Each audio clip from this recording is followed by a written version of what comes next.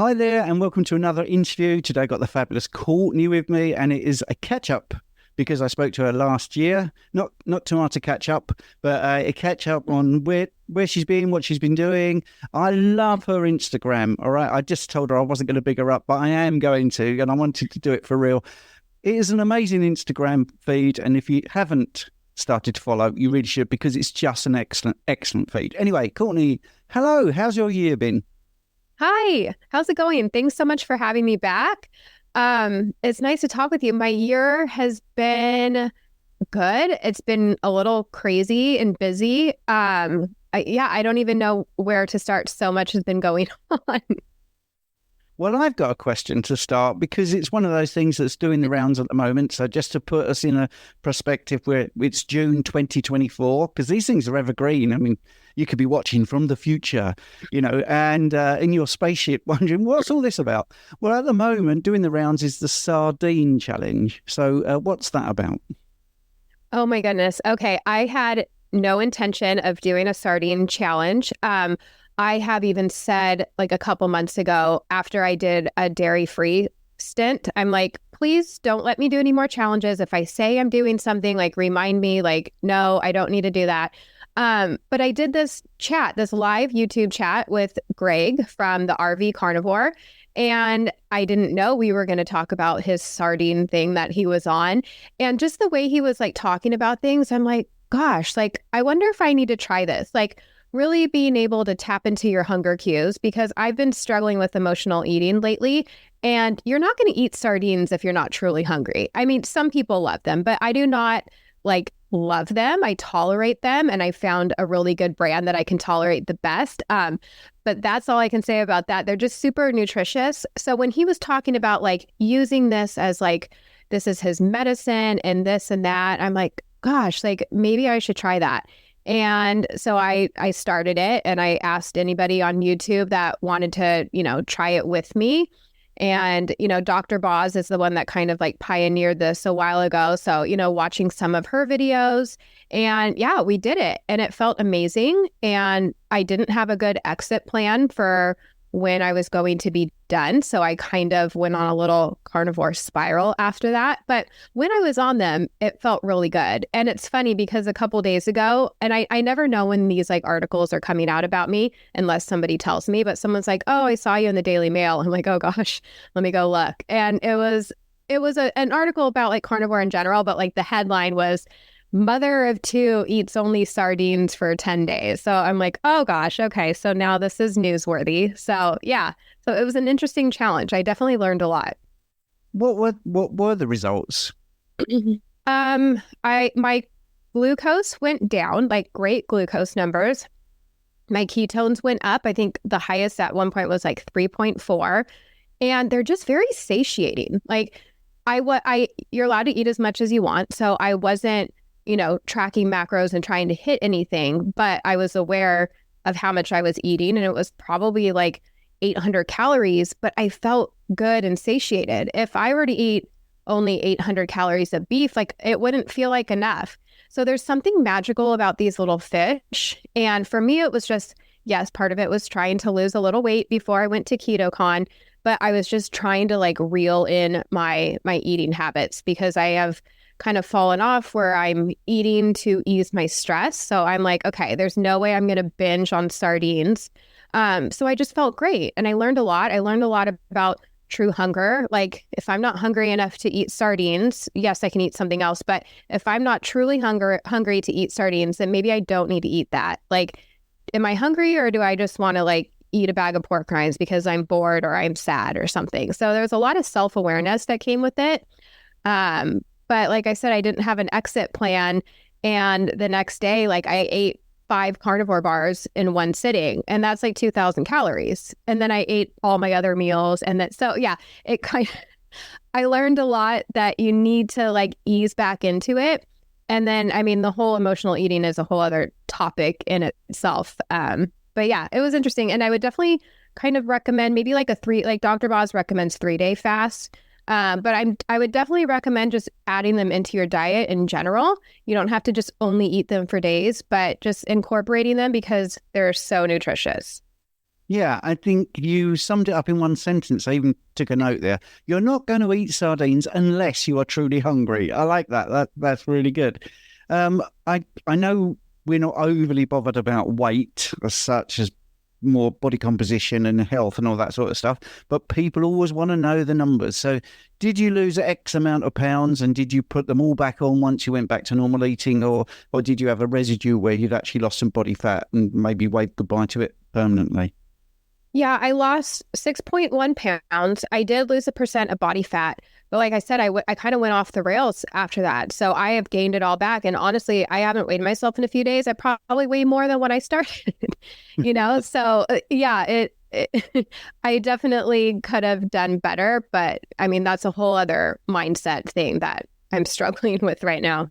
Yeah. And I think one of the reasons I've asked you back is because I love your honesty. And in fact, everyone I get on, I try to be as honest as possible. And I include myself in this. So you mentioned that you wanted to lose a little bit of weight for KetoCon, and I totally get that because you're standing in front of people and you want to be the absolute example. And you also mentioned stress. So we'll come back to the stress and emotional eating, but let's first talk about KetoCon. What happened there? Yeah, so I did a cooking demo, a recipe from my new upcoming cookbook that comes out in October. I cooked carnivore biscuits and gravy for everybody. And it was a hit. It was fun. It was fun to see everybody. But yeah, I mean, that's what my battle is lately, is like trying to get rid of these last 10 to 15 pounds. And I find myself just gaining and losing the same pounds over and over again. So the sardines were in part to like, okay, let's try and get like some of this weight off before KetoCon. And I mean, it didn't totally work since I ate everything in sight after it. But yeah, KetoCon was amazing. It's so fun to see like all your internet friends in person. A lot of people I had already met before, so that was nice to see them, but a lot of people I haven't. Like that was my first time meeting Bella from Steak and Butter Gal, and I had no clue how tall she was. And yeah, it's just fun to like see everybody that you see online and then, meet people in your community that aren't necessarily influencers, but just that eat this way and they follow us. So yeah, it was pretty cool. Yeah, you've made me smile there because Bella is super tall. I've never met her face to face actually, but I did talk to her about her parents, and I think her mother is a basketball player anyway, so there's probably tall genes in the family there. But I recently did the PHC conference in London, and I was gobsmacked, that's an English expression, like, how big Ken Berry was, and Chafee, and then even Dave Feldman really surprised me, So either I'm really small or they're all tall. I don't know. And it's always good when you meet these people in the flesh. You also talked at a retreat as well, didn't you? What happened there? Yeah, we had this retreat called Meat Stock, and it was in the Smoky Mountains in Tennessee. And actually, that we're doing another one next year, same area, different cabin in May. So yeah, it was a bunch of us, and it was like this huge cabin, like a mansion cabin with a bunch of beds. There was probably like, I don't know, 30 to 50 of us. And there was 2 different retreats that were back to back. So a lot of us speakers like overlapped it. So it was me and Dr. Baker, Kelly Hogan, Dr. Kiltz, Michelle Hearn, Serena. I mean, just like so many people. Like it was Sally Norton, she's a firecracker, by the way.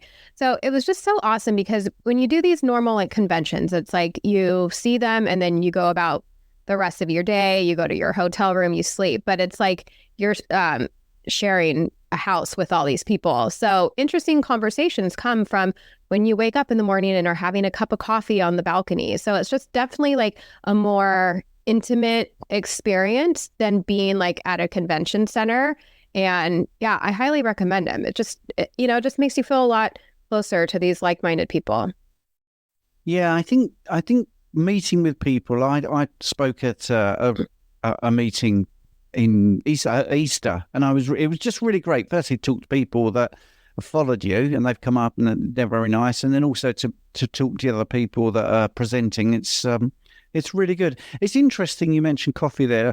My brain is always, let's talk about that. But I've got a plan that I want to talk to you about because the reason I follow you is because of the challenges and your honesty. So I do want to get to the no dairy challenge, which absolutely resonated with me completely and utterly, because when I did a thing with Coach Raymond, when we were talking about fasting and feasting, I needed to put on a lot of weight.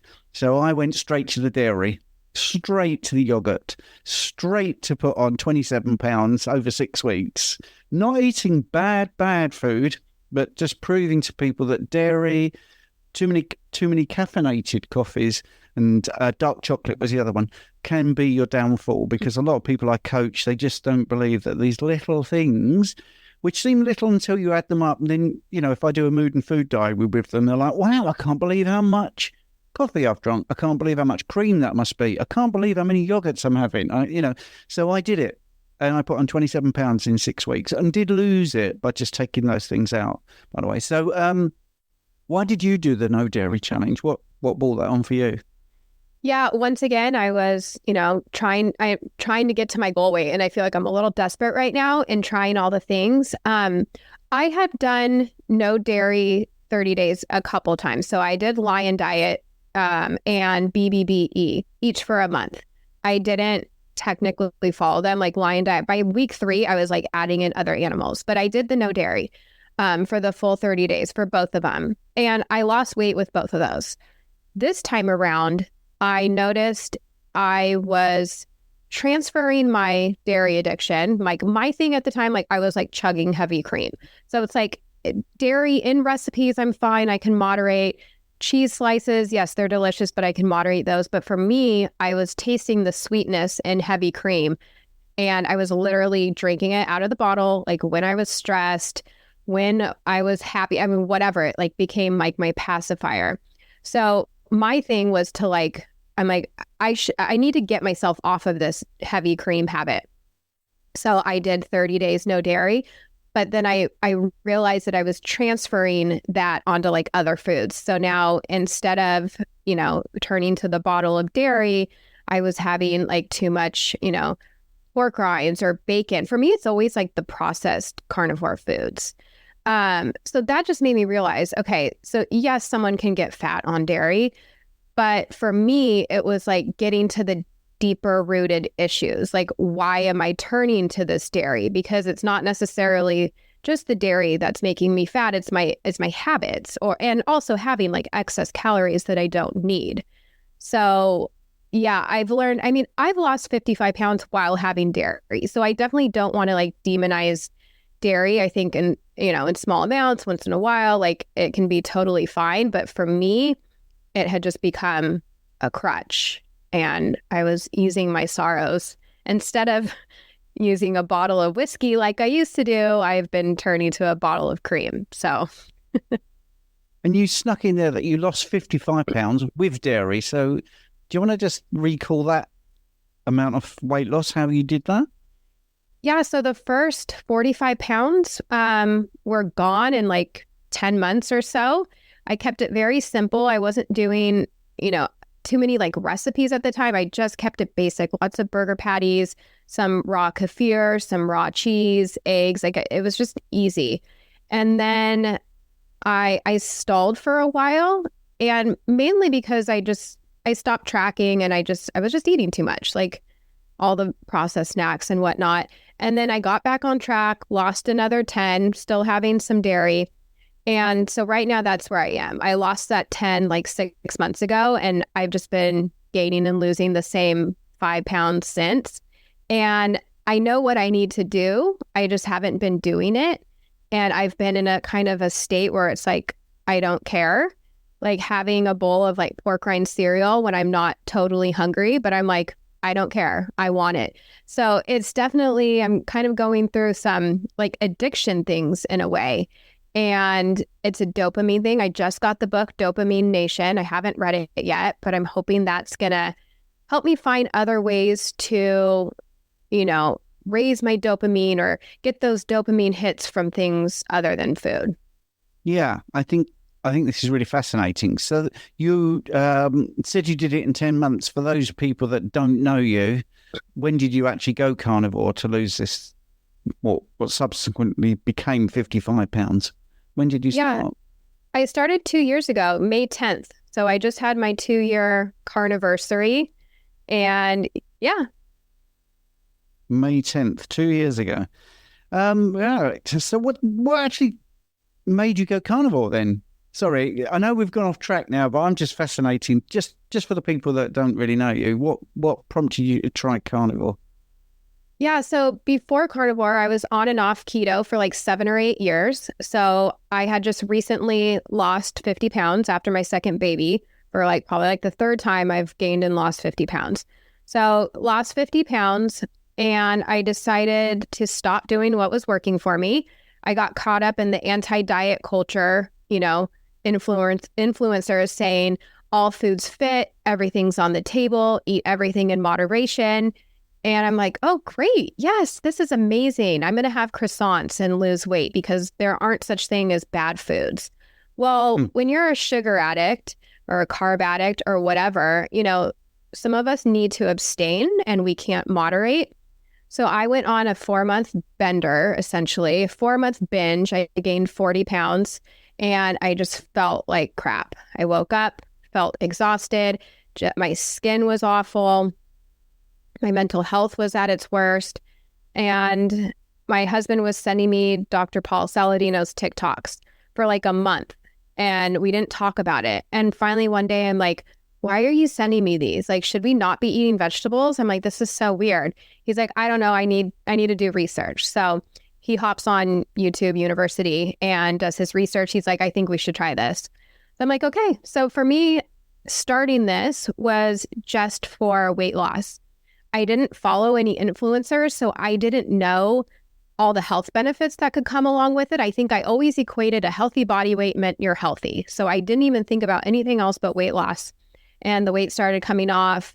My mental health got better. I was able to go off of my Zoloft. I've had acne like since I was a teenager. I can remember being 13 and getting acne cream. So my skin cleared up and I just felt really good. And I had no clue that like all those things were going to come my way. No one ever asked me what my diet was like when I was getting prescribed Zoloft.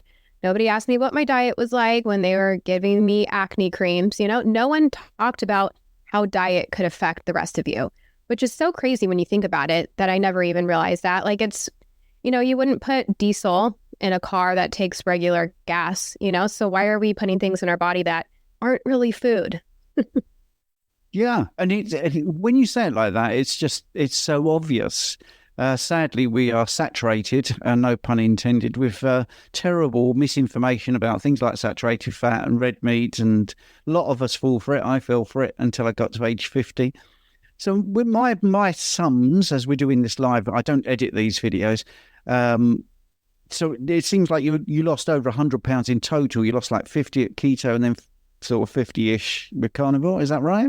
Have I got that right? Well, but I gained it back. So yeah, I lost 50 with keto, gained it back, lost it again. So this is the only thing that has actually worked for me to keep it off. So I've essentially like maintained this weight loss now for over a year, which was never the case. I mean, instantly when I was keto, when I would lose the weight, I would instantly gain it right back. But those keto treats had a hold on me. Yes. Yeah. So I'll be interested in your views on the book, Dopamine Nature, because dopamine has a role to play. And it's like with all these things, when we talk about hormones, we talk about insulin, blood glucose, whatever we talk about, it's always like they're bad things, bad agents in our body. But actually, it's never that. It's always the disproportionate amount or elevated, constantly elevated, or not dealing with your emotions in the first place. I mean, no one has ever said to me, I smoke for my health. They smoke because they are addicted or they have some other thing that they're trying to get their mind away from. So I think you're absolutely right to be looking into the deeper issues. That was the phrase you used, the deeper issues. So what's your initial thoughts about the deeper issues of people being addicted and doing the wrong thing, even though they know it's the wrong thing? I don't know. I mean, that's what I got to figure out because it's just so crazy because I see my husband and his behaviors where he's a moderator, like he eats this way, but he can have something off plan and get right back at it. It doesn't cause him to binge. He doesn't even give it another thought. He just gets back on track. And so our brains are definitely very different because if I went off track, I would just spiral into a binge. So it's just very interesting to see how different people are. And I think people that have never experienced addiction don't totally understand it, and they dismiss food addiction. But unless you've been there, like, it's a wild ride. And I definitely think, it feels, even food and carb and sugar addiction feels exactly the same as like alcohol. I'm 3 years sober. There's a reason why I don't drink, because I can't moderate my alcohol either. And I find, the same behaviors I had with alcohol, I would have like towards food. Like, it's the same exact thing. And some people don't believe that, but I think the people that don't believe it, like, haven't been there. So yeah, it's definitely an interesting thing to observe. And I'm hoping I can figure it out. But I don't know. I think when you're an addict, you're always an addict. And it's just, you're just waking up each day and choosing to be better. Like, an alcoholic you're always going to be an alcoholic. You're just waking up and deciding to be sober that day. So I think those tendencies always stay with you, and they might jump to something else. You see everybody at AA, they're outside smoking cigarettes and drinking coffee. So they've transferred their alcoholic addiction onto something else. So maybe it's just about like finding a healthy addiction. Like, if only I could get addicted to going to the gym, that would be fabulous, but I just don't love it. So working on healthy addictions, I think, would probably be the best benefit. Yeah, that's a really good example. But one of the strings to my bow is I'm an advanced personal trainer, and you would be surprised. I have people that are in the gym too much and overtraining. So if you're an addictive personality, you can be addicted to something healthy and still do it too much, and it's quite frightening. I think one of the things, maybe it's a bit more basic. You'll do all your research. I love the fact that you said YouTube University, by the way. I thought that was very funny. Maybe it'll end up being that there is a phenotype, but whether you're an abstainer or you're a moderator. And that's it. Maybe. It'll all just loop back to, like you say, day by day, just being that sort of person. Maybe. I don't know. I don't know the answer. And I've been doing this a long time. I've 15 years in rehab and doing the bloods and all that sort of stuff. I think this way of eating just makes the terrain easier, and it's simpler and clearer. There's less brain fog. There's less inflammation. There's less joint pain. There's less problem with blood glucose. So I think carnivores can do these sort of biohacks and try to get to nitty gritty. And I think you will get there, Courtney. I really do. I think you'll come back maybe in a year, 2 years, and say, right, I've cracked it for me. And then I'll interview you, and that will help so many people, which is the whole point of these things. We haven't got anything to sell. We're just talking about health, and we're trying to spread the word. And there are people out there that are not doing that. They're getting paid by the American Beverage Association or whatever to push things. We haven't come on with a product to say, this is great, this is great. We're trying to actually get to the bottom of it. I mean, you don't get commission from a book called The Dopamine Nature. It's just, we're talking about it. I would say the thing about people in the public eye that are doing this, people think we're going to be perfect. I mean, I've had that. I've had clients say to me, it must be really easy for you. But no, it's not easy. That's why I got into this, because I bought into the high carb thing. I can put weight on like that, and I can get emotional, and I can get, exhausted and think, well, I know I'm trying to be an example, but I would really like X food today. Like, so yesterday, but I didn't do it. That's the other thing. So yesterday we were out, we're doing a thing. It's very British, called Open Gardens, where, a street of people open up their gardens, and you can just walk in and give money to a charity that they've all decided. And you just look at their gardens, right? So it's just like 20 different gardens. Go and have a look. And it was a beautiful day. And I thought, I wouldn't mind sitting in that pub and just having a cold Coca-Cola and look at the view, but I didn't. But it was there. It definitely was a thing. Now, that's what I used to do 15 years ago. That would be the thing I go to. So I know that I am definitely not a moderator. I have to abstain, because I think I would have liked it too much.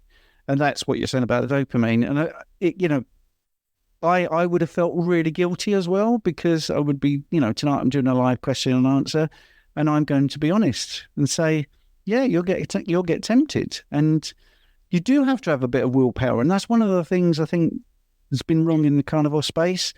There is an element of willpower for some people, definitely. they do have to abstain. How do you feel about that? Is that true? Yeah. And you know what? A lot of these people are sharing, like they've already got to their goal and they're like, here, I look amazing. I feel amazing. This is what I did. And a lot of us are, still like what I call like in the messy middle. So, yes, I've had a lot of successes, but I'm in the messy middle right now and I'm sharing it, which it kind of feels weird at times because I feel like, okay, because I'm on here sharing my journey that, I need to be a quote unquote expert when I'm not. Like, I'm just a normal person that's going through this too. I just happen to be sharing it online. So yeah, there's kind of like a weirdness with that. But yeah, as far as, wanting to have that Coca-Cola, like, yeah, there are times where it gets a little hard, but I feel like eating this way makes it easier and it calms down the food noise a little bit because I went 18 months without like any issues. So me having some struggles right now is new, which I'm going to have to watch the replay because I remember Dr. Baker saying something at KetoCon, like the honeymoon phase ends after like a year and a half. And I'm like, oh, that's exactly what's like going on for me. So yeah, there is a little willpower that has to be there and determination and just remembering your why. Like, why are you eating this way? Why are you doing this? Having one thing off plan, if you're an abstainer, isn't going to serve you well. So I feel like a lot of self-awareness comes with this way of eating. And it really does help with some of the food noise because, yeah, you might have some cravings, but you need to have a plan. What are you going to do when you get those cravings? Yeah, Sean is full of wisdom and he sums things up in a couple of sentences that take me about a paragraph and a half to get across. And that's very true. I think when you start carnivore, and I get this with all the people I coach, it's euphoria at the beginning. It's like, wow, I've got the golden ticket. This is it. This really works. The weight drops off. And yes, some of it is water weight. We know that. But the brain fog goes and the skin gets better, as you mentioned for yourself. And it's satiating. It's tasty. You're not hungry all the time.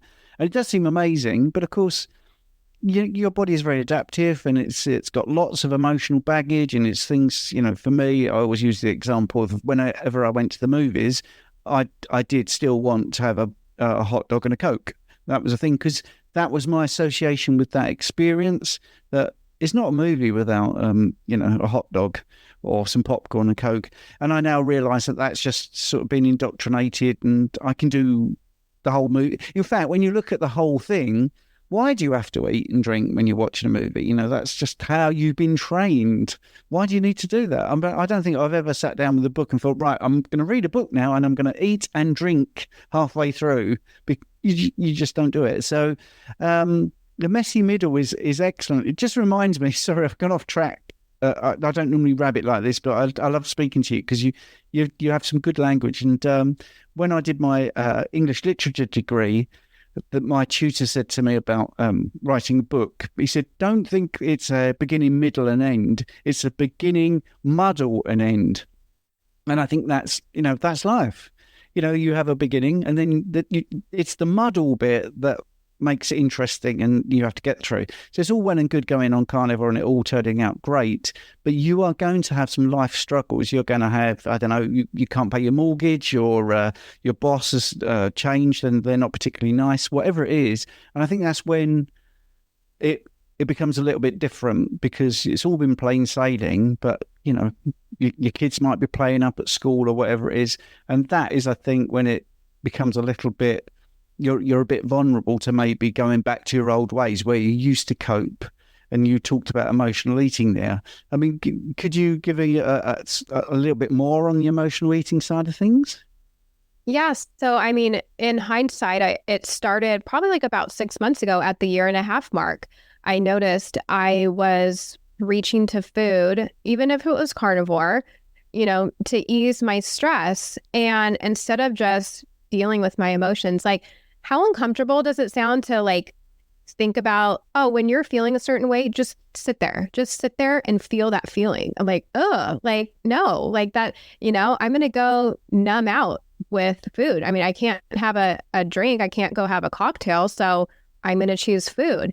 And I've noticed that, I reach for that when I'm stressed, I guess. It's not so much like happy celebrating and I have that stuff. It's more so like I get like overstimulated maybe by, my kids. I have 2 little kids at home and, they might see this one day. So it's not their fault, but I'm an introvert and I'm an only child. So being around my kids and people like all day long, it can be overstimulating for me. So sometimes I just I really feel like I'm like going like this, and I go to the kitchen and I will drink cream, or I'll grab a carnivore bar, or I'll do something where I'm like, okay, why am I doing this? Like, why am I feeling the need to turn to food when I'm feeling a certain way?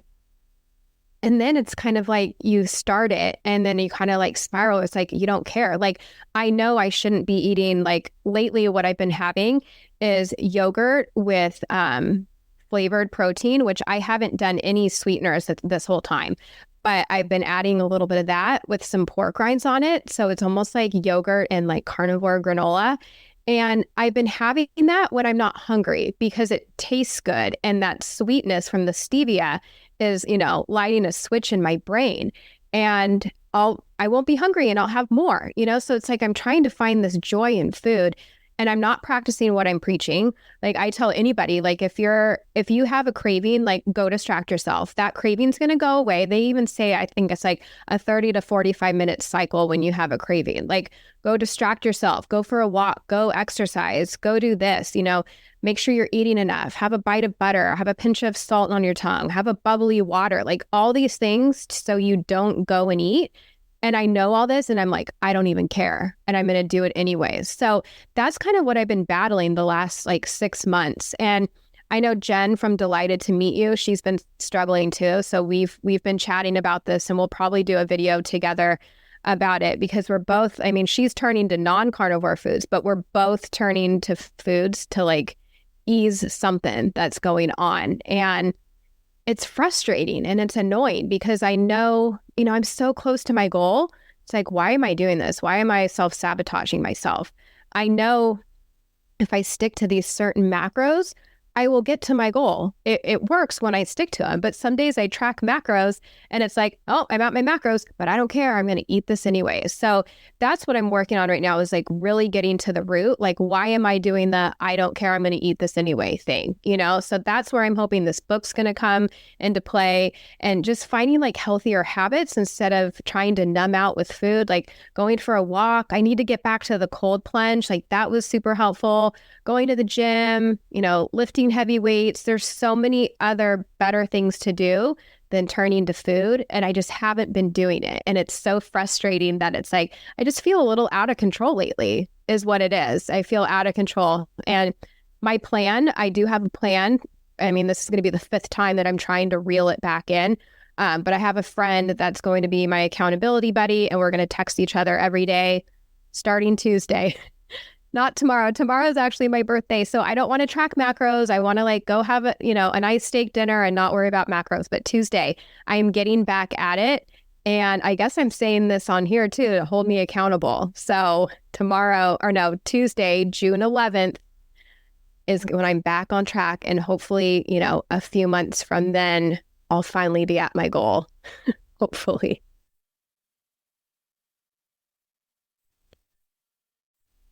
I muted myself there, so there's a little gap. How strange. I just wanted to let you speak there. Your birthday tomorrow, did you say? So how old are you, Courtney?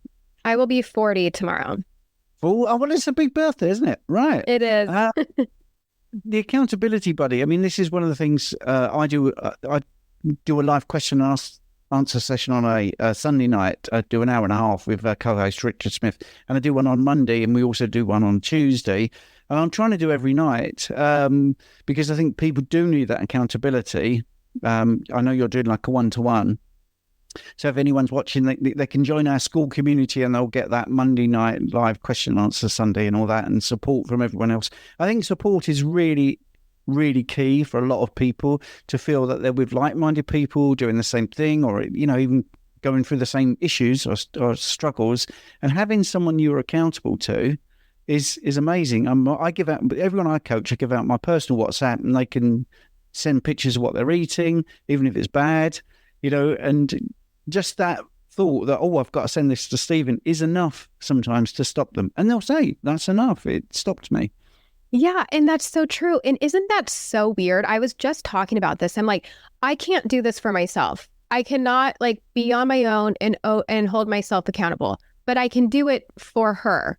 Like that doesn't like mentally, that just doesn't seem right. But yes, when I was working with coaches before, knowing they could see my food tracker, like they had access to my macro tracker, knowing they were watching really kept me on track because I didn't want them to see me like overeating, you know? So it's just interesting. Like, why can't I do that for myself? Like, I should be able to take care of myself like that. But it's so true. Like, we need that accountability, but it's like, why?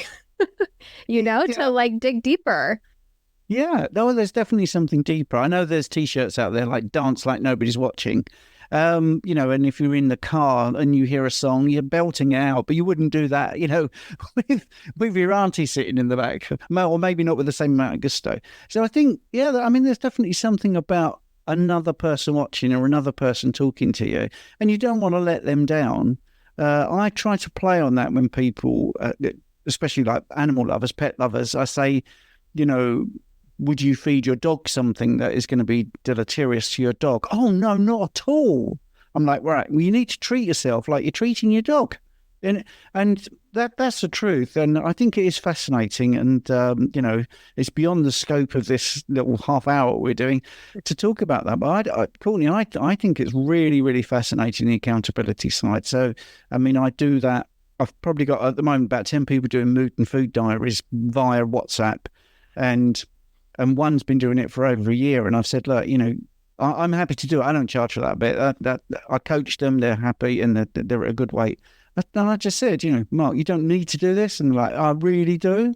I really do. So I think that's the thing. Maybe we need just a little bit of outside influence to keep us on track. And maybe that's just a human thing. I don't know.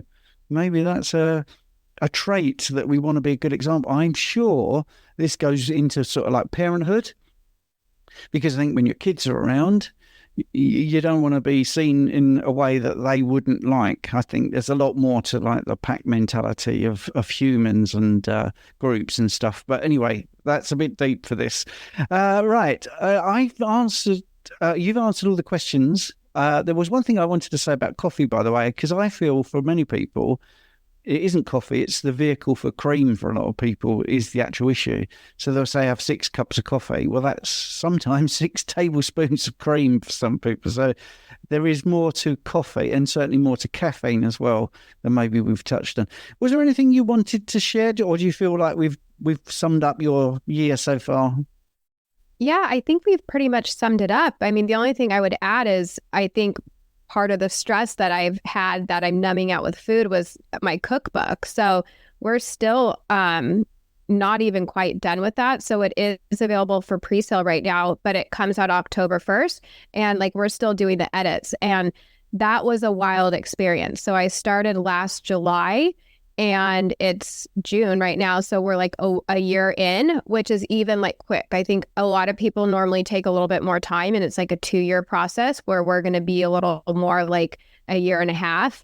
So that was a wild ride and definitely a stressor and kind of what I feel like kickstarted some of this emotional eating. And it wasn't even like during the recipe process. It was like when everything was done and written and sent over, and then that editing process began. And that was stressful. So I'm not blaming the book. I'm taking responsibility for my actions, but that was another layer of stress where I was turning to food for sure. Yeah, I mean, is that coming out on Amazon and Apple and all the normal outlets? Yeah, so right now it's on Amazon, Barnes & Nobles, Target, and Walmart. Cool, yeah. I mean, I've written a few books and I've written about blood in the context of this way of eating. And it is stressful because it's there in black and white and you want it to be absolutely right. You do want it to be absolutely right. And I've agonized over it, and I've the amount of redrafts has been incredible. And then getting it to an audio book was very interesting as well, because then the person reading it said, oh, there's a couple of spelling errors. And I'm like, oh, I missed that. Oh, wow. It's just little low-level niggly bits. But anyway, we're not here to sell product. We were here to talk about your journey. But yes, that's what you do for a living, and it gives you a bit of stress, then that's interesting to know about. So, Courtney, thank you so much for being on. It's been an absolute pleasure. Thank you so much for chatting with me again. Thank you so much for listening to my podcast. I hope you enjoyed it. Your support means the absolute world to me. And if you're enjoying this show, I've got a small favour to ask you. I'd be incredibly grateful if you would consider becoming a supporter and make a small monthly donation. Your contribution will really help to improve the show. I'll be able to improve the software, maybe put a few more episodes out, and do many things that I'm hoping to do in the future. Do them a lot quicker. So, it's a small monthly contribution. You can cancel at any time, and the link is in the show notes. Thanks very much for listening.